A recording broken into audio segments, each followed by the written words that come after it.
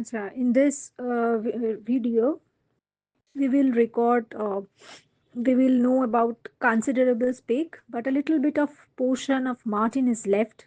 Let me cover that. Martin stood there, unable to move, then backed away. As she saw him, her expression changed. Why? The woman likely noticed his fear and hesitancy, which may have startled her or caused her to react differently, changing her expression. Martin stood there unable to move, then backed away. As she saw him, her expression changed. Why? শুধু এটা লিখলে হবে না যে the woman likely noticed his fear and hesitancy which may have startled her or caused her to react differently, changing her expression. শুধু এটা লিখলে হবে না, এই কথাটার পরেই আছে Martin stood there unable to move, then backed away. As she saw him, her expression changed. She smiled as the door slammed. So, this smile probably indicates some malicious nature behind the smile.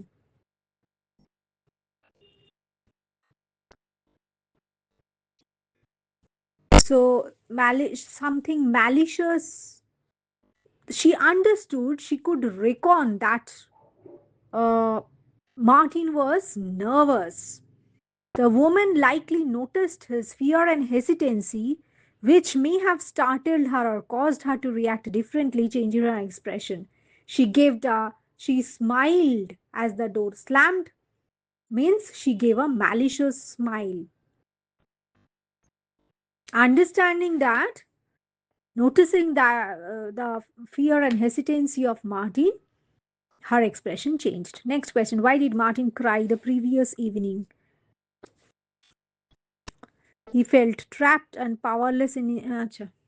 Martin cried the previous evening because when he asked his father, mm, when his father was gluing at the television, and when Martin asked whether he has seen any woman, have you ever noticed a strange lady in the elevator? Had he ever noticed, when he asked his father whether he had ever noticed a strange lady in the elevator, his father became impatient and said he didn't remember whether he had or not.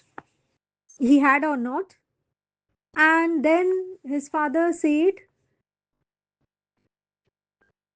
what are you so worried about? His father said, turning impatiently from the television.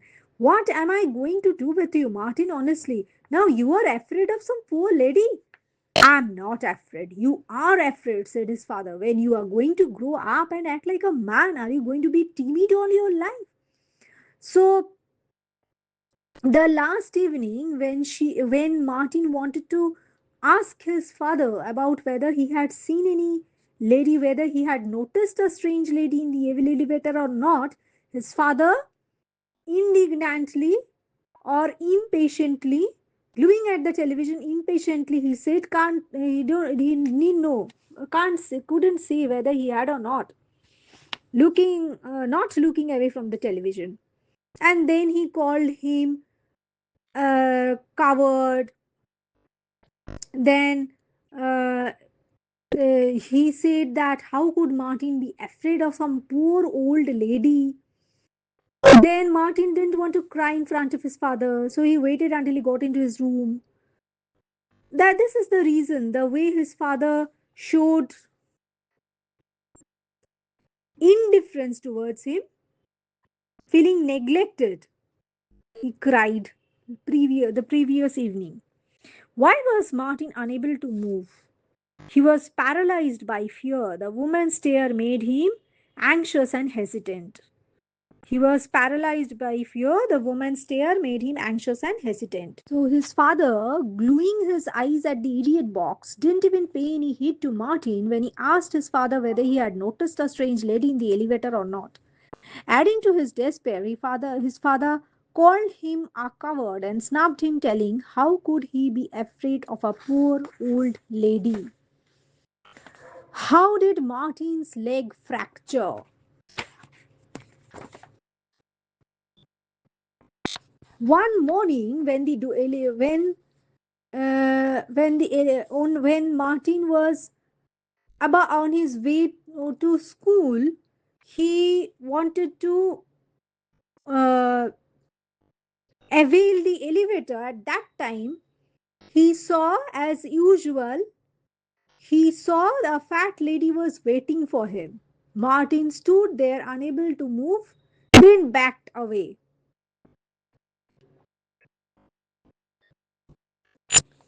As she saw him, her expression changed. She smiled as the door slammed.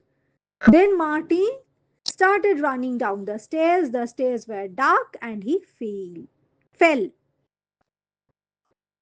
So, one morning when Martin was on his way to school, he wanted to avail the elevator for getting down to the ground floor from his 17th floor.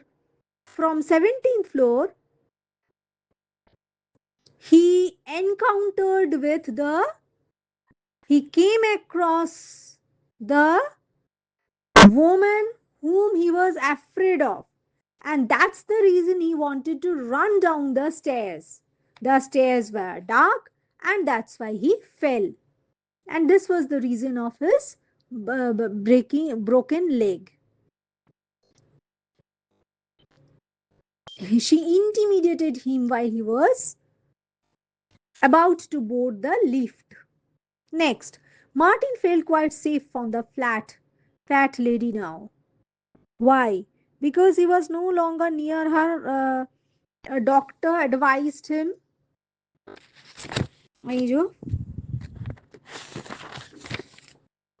जो because his leg was fractured, the doctor said that he had to rest as much as possible.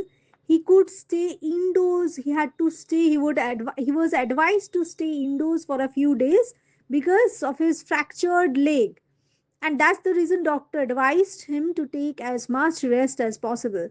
Martin felt quite safe from the fat lady.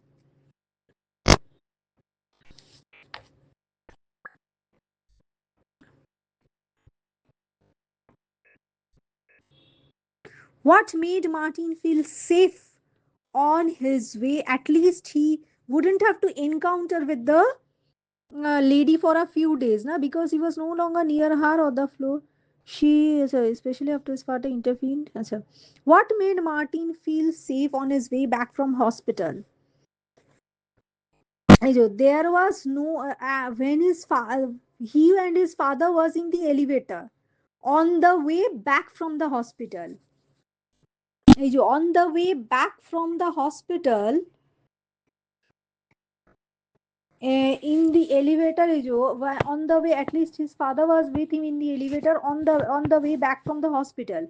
There was no room for the fat lady to get in, and if she did, his father would see her and maybe he would understand. Wow, when he got home, he could stay in the apartment for a few days. The doctor said that he had to rest as much as possible. Martin felt quite safe from the fat lady now.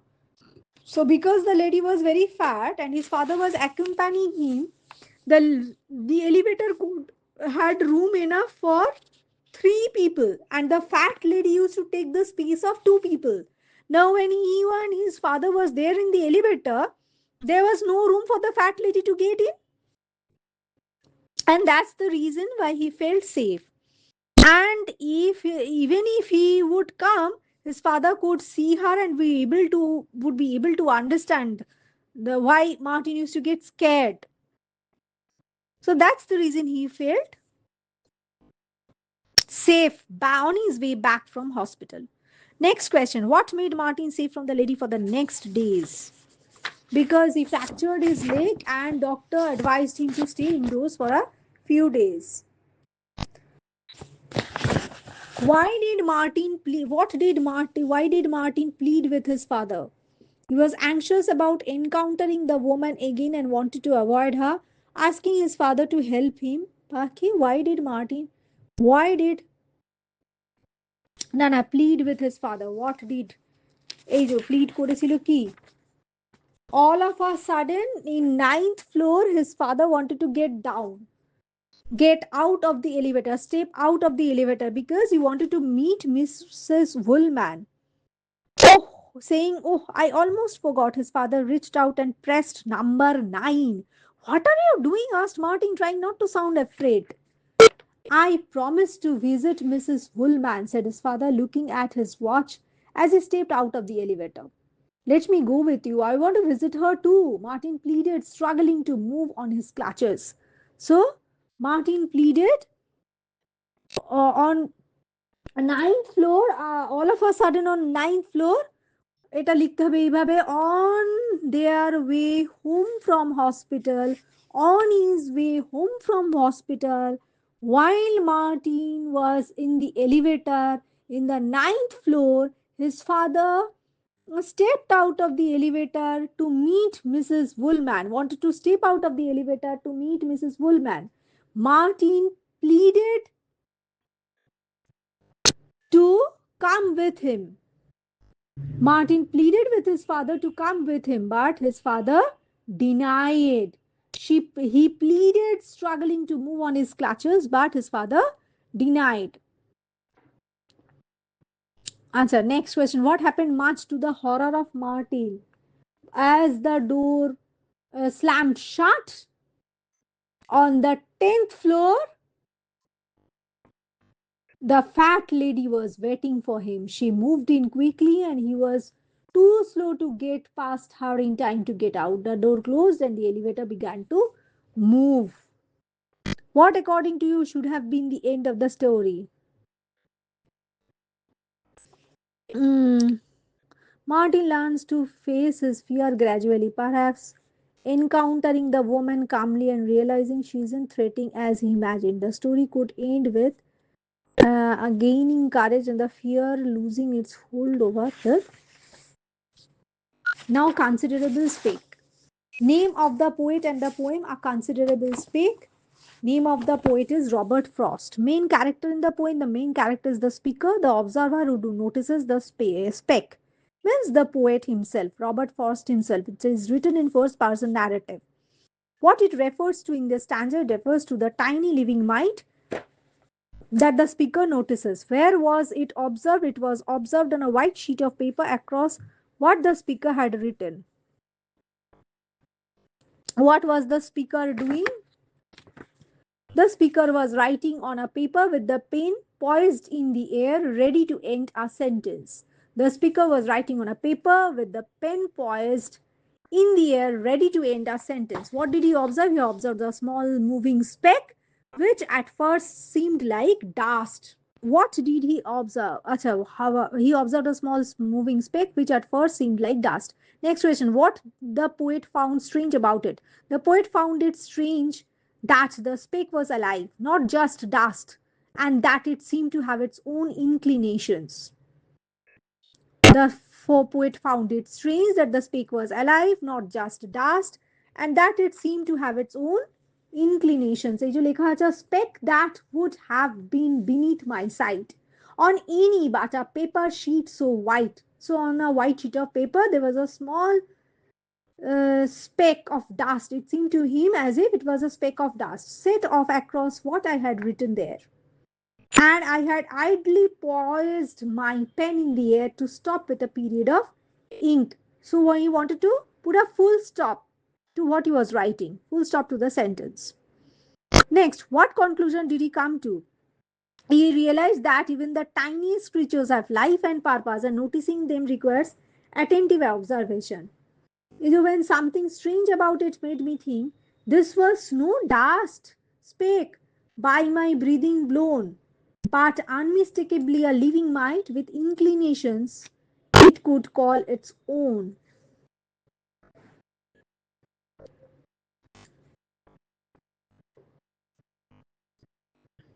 It had its own habit of behaving in a particular way. So it's not a speck of dust.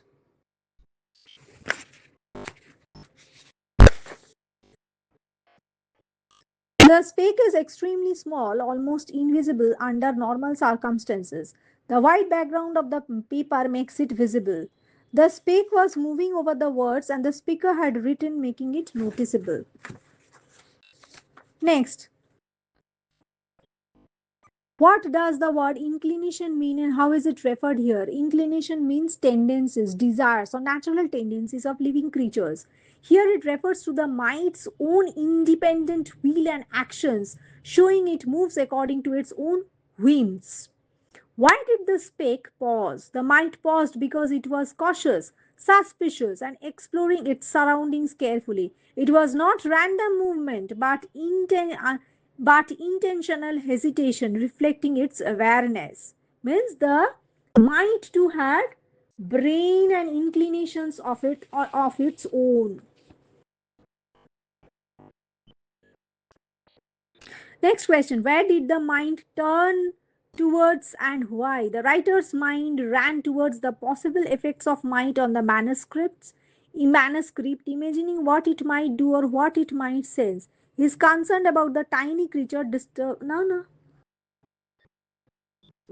It paused as with suspicion of my pain and then came racing widely on again to where my manuscript was not yet dry. Then paused again and either drank or smelt, means he smelt the ink. This shows that the mind flew again because the mind moved suddenly, unpredictably, and resumed activity, prompting the poet to track its actions. This shows the restlessness and curiosity of both the mind and the might. What wrong was the writer? The wrong is the poet's anthropomorphism. He attributes intentions, loathing, and purpose to a tiny mind. He is projecting human traits onto it. Poet's anthropomorphism. He attributes intentions, loathing, and purpose to a tiny mind. He is projecting human traits onto it. তারপরে এই জায়গাটা আছে এই যে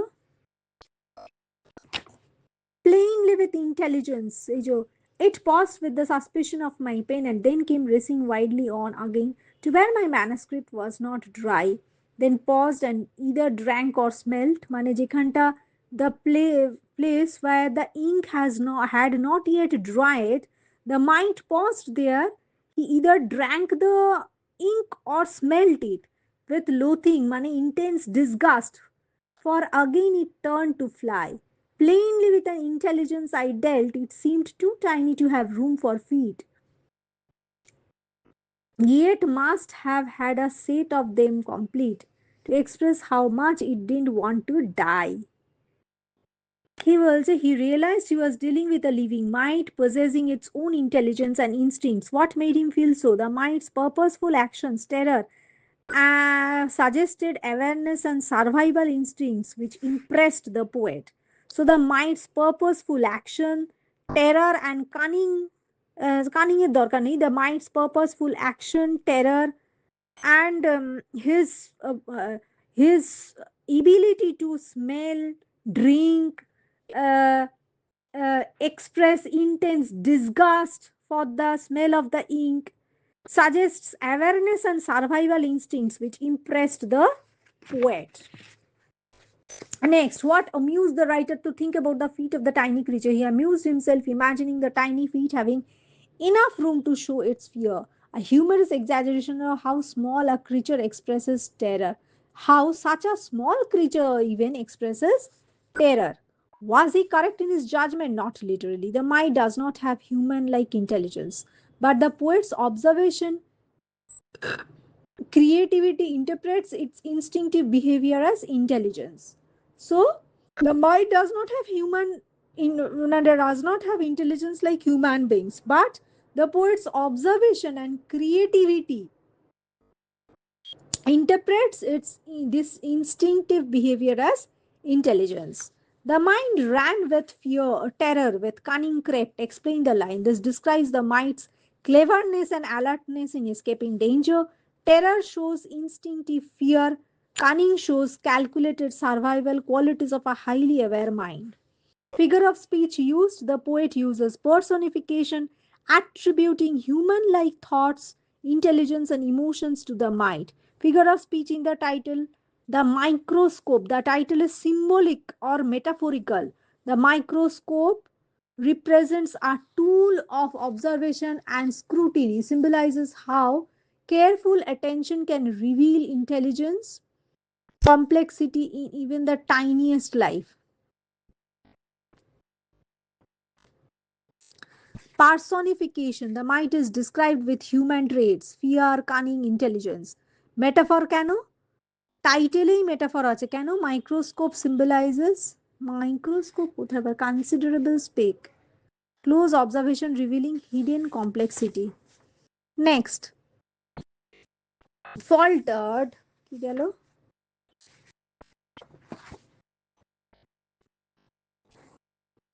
It faltered মানে hesitated. I could see it hesitate. Then the middle of the open sheet, cower down মানে crouch down, cowered down in desperation to accept, crouch down helplessly.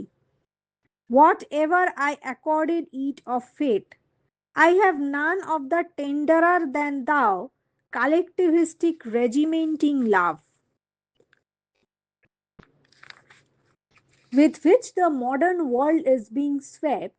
But this poor microscopic item now, since it was nothing I knew evil of, I let it lie there till I hope it slept. I have a mind myself and recognize might mind when I meet with it in any guise. Mane, the poet has a mind and he appreciates the mind's intelligence. No one can know how glad I am to find on any sheet the least display of mind. Mane focuses on collective good rather than individual good. He hates the people who focuses on collective good rather than individual good. I'll not regulate my sympathy on the basis of others' mindset.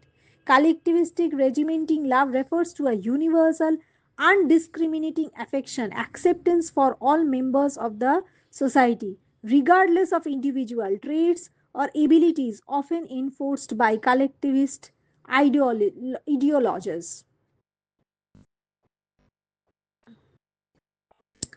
তো কি বলছে action of the might observed by the writer the poet sees the speck hesitate and then cower down in despair to accept মানে cower in the middle of the sheet as if conscious of its vulnerability. Why did the mite hesitate? It hesitated due to fear and uncertainty, unsure of the new environment and the potential threat posed by the poet. So it hesitated due to fear, uncertainty, unsure of the new environment and the potential threat posed by the poet. It hesitated due to fear and uncertainty, unsure of the new environment and the potential threat posed by the poet. What did the mite do on reaching the middle of the page? It cowered in desperation, submitting passively to whatever might happen. Next, is a cower down in desperation to accept. Next, was this a correct decision by the mind? Did it have a choice? Why? It was instinctive and the correct survival response for a tiny creature facing a larger unknown force. So it is correct only. It did not have a real choice. Its instinct guided it to cover rather than act boldly. So it was instinctive and the correct survival response for a tiny creature facing a larger unknown force. It did not have a real choice. Its instinct guided it to cover rather than act boldly. Next, I have none of the tenderer than thou collectivistic regimenting love with which the modern world is being swept. The poet contrasts his own impartial and detached attitude towards the speck with the modern tendency to impose overbearing moral or social rules. Truth of the modern world. Frost criticizes modern society for over controlling, moralizing tendency, then ignore individuality and spontaneity. The modern world controls, ignoring individuality and spontaneity, and he hates that. The flaw is rigid collective minded thinking which suppresses individual freedom and the recognition of mind in its many forms.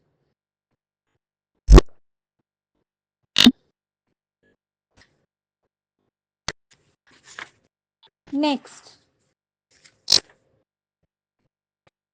তারপর বলছে with which the modern world is being swept. But this poor microscopic item now, since it was nothing I knew evil of, I let it lie there till I hope it slept. I have, মানে যতক্ষণ না, till the time the poet, মানে it seemed to the poet as if the might had slept. Till that time he waited there. He didn't do anything. I have a mind myself and recognize mind when I meet with it in any guise. He, whatever, in whatever form he meets, whether it is a tiny creature like a mite also, he, if that particular creature has intelligence of its own, he gives respect or recognizes the intelligence of that, even that negligible mind.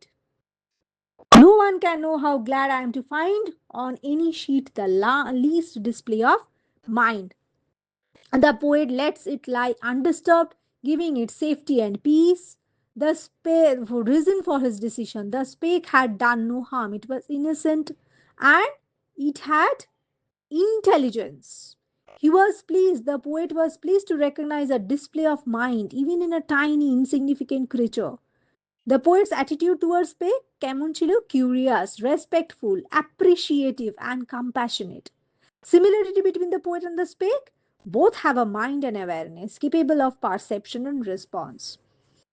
How he upholds this quality? By acknowledging and respecting the speck's instinctive mind, he shows reverence for consciousness wherever it exists.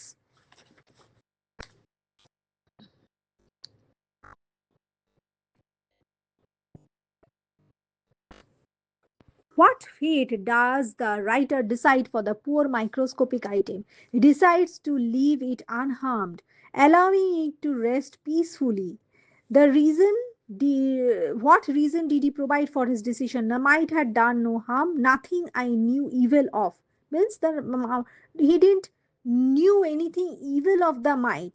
At the same time, the might had intelligence, and that these are the two reasons why the might had done no harm to him, and the might had intelligence. এই দুটো কারণে, যে since it was nothing I knew evil of, I let it there lie there till I hope it slept. So he did not know anything evil of the might. And another reason why he didn't kill the might, because the poet had a mind himself. The poet had intelligence, and so he could recognize the intelligence of a petty, small, negligible mind. And these are the two reasons why he didn't kill the mind. What made the writer glad? He was glad to observe intelligence or mind even in such a tiny creature. Next question: how would you describe the writer's attitude toward the speck on the manuscript sheet? The poet's attitude is respectful, curious, appreciative, and compassionate. What similarity does the writer find between himself and the little mite? Similarity যেটা পেয়েছিল নিজের সাথে মাইন্ডটা, সেটা হচ্ছে এই যে he had a I have a mind myself and recognize mind when I meet with him in any guise, mind when I meet with it in any guise. No one can know how glad I am to find on any sheet the least display of mind. So the poet has a mind on its own. At the same time, he loves somebody who has a mind on its own. Money, he too has intelligence, and that's the reason why he acknowledged an intelligent creature.